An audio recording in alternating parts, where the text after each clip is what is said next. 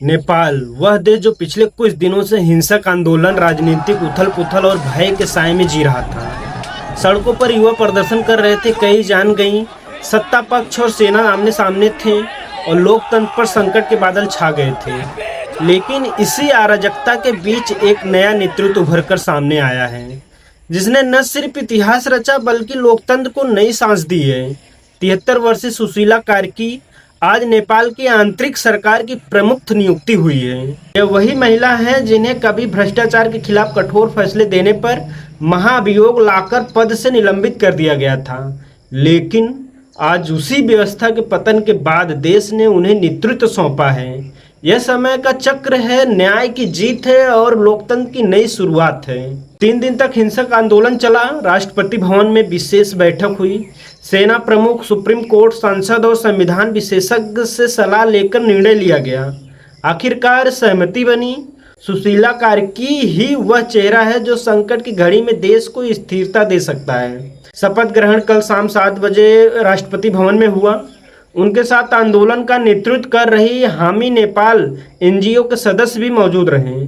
यह वही संगठन है जिसने युवा प्रदर्शनकारियों को संगठित कर लोकतांत्रिक बदलाव की आवाज़ बुलंद की थी। लेकिन यह नेतृत्व आसान नहीं था। हामी नेपाल एनजीओ ने सुशीला कार्की को जिम्मेदारी सौंपने से पहले 3 कठोर शर्तें रखीं। पहला शर्त, संघीय संसद को भंग किया जाए, यानी साल 2022 के चुनाव के आधार पर बनी सरकार समाप्त होगी। दूसरा, प्रदर्शनकारी के दौरान मारे गए युवाओं की निष्पक्ष जांच कराई जाए, साथ ही आदेश देने वालों को जिम्मेदारी तय हो। तीसरा, केपी शर्मा ओली सहित पिछली सरकार के मंत्रियों की संपत्ति की जांच कराई जाए ताकि भ्रष्टाचार की जड़ तक पहुंचा जा सके। इन शर्तों को स्वीकार किया गया और यह संकेत है कि नया नेतृत्व सिर्फ सत्ता नहीं बल्कि जवाबदेही पर आधारित होगा। सुशीला कार्की तभी तक आंतरिक सरकार का नेतृत्व करेंगी जब तक नए चुनाव संपन्न हो जाएं। इसके लिए अधिकतम 6 महीने का समय तय किया गया है। इस अवधि में उन्हें चुनाव निष्पक्ष और ईमानदारी से कराने की जिम्मेदारी दी गई है। यह कदम नेपाल के लोकतांत्रिक भविष्य को सुरक्षित रखने की दिशा में एक कठोर प्रयास है। पड़ोसी बांग्लादेश में जब मोहम्मद यूनुस को आंतरिक सरकार का नेतृत्व सौंपा गया था तो आरोप लगा था कि उनकी नियुक्ति सिफारिश के आधार पर हुई है। परिणाम, राजनीतिक अस्थिरता और लंबा इंतजार।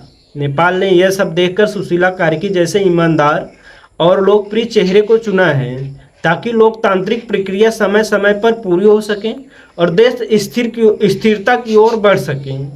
उनकी छवि बेदाग रही है, कभी सत्ता पक्ष के दबाव में नहीं झुकी हैं, भ्रष्टाचार के खिलाफ बड़े बड़े फैसले लिए हैं, पुलिस महानिरीक्षक की अवैध नियुक्ति तक रद्द कर दी थी। महाभियोग लाकर उन्हें पद से हटाने की कोशिश हुई, लेकिन जनता और वकीलों ने उनका समर्थन किया। अंततः सरकार झुक गई और न्यायपालिका की स्वतंत्रता कायम रही।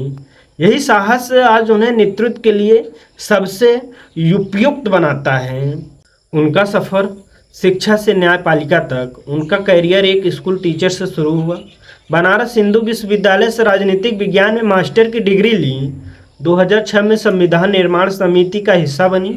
2008 में नेपाल जब हिंदू राष्ट्र से धर्मनिरपेक्ष गणराज्य बना तो महिलाओं को समान अधिकार मिले और 2016 में वे नेपाल की पहली महिला मुख्य न्यायाधीश नियुक्त हुई। यह वही नियुक्ति थी जिसकी सिफारिश उस समय के प्रधानमंत्री केपी शर्मा ओली ने की थी। आज वही ओली सत्ता से हट चुके हैं और उनकी जगह सुशीला कार्की ने ले ली है। यह इतिहास का चक्र है। भारत के साथ उनका जुड़ाव भी उल्लेखनीय है। उन्होंने स्वयं कहा कि प्रधानमंत्री नरेंद्र मोदी का उन पर गहरा प्रभाव रहा है। बनारस में बिताए दिनों की यादें आज भी उन्हें प्रिय हैं। गंगा के किनारे बैठकर रातें बिताना, शिक्षकों और साथियों के साथ बहस करना, यह भारत के लिए आशा की किरण है, क्योंकि नेपाल में पहले सत्ता का झुकाव चीन की तरफ अधिक देखा गया था। अब संतुलन की संभावना है और भारत नेपाल संबंधों को नई दिशा मिल सकती है। आंदोलन के बाद कुछ लोगों को डर था कि नेपाल में राजशाही लौट सकती है, लेकिन ड्रोन शॉट्स और जनता की भागीदारी ने साबित कर दिया कि लोकतंत्र की राह ही चुनी जाएगी।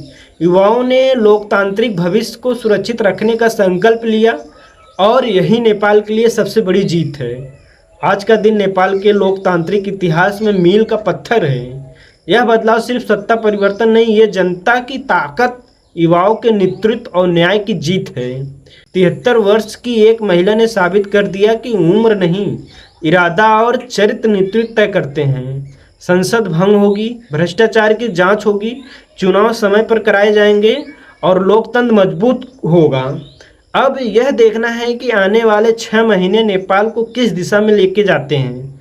लेकिन एक बात साफ है, नेपाल अब अराजकता की छाया से बाहर निकलकर एक नए युग में प्रवेश कर रहा है। हम नेपाल के युवाओं को सलाम करते हैं जिन्होंने संघर्ष किया, अपने अधिकार के लिए आवाज़ उठाई और एक ईमानदार नेतृत्व का चुनाव किया। हम सुशीला कार्की को बधाई देते हैं कि उन्होंने बिना लालच, बिना डर, पूरी प्रतिबद्धता के साथ देश की जिम्मेदारी संभाली।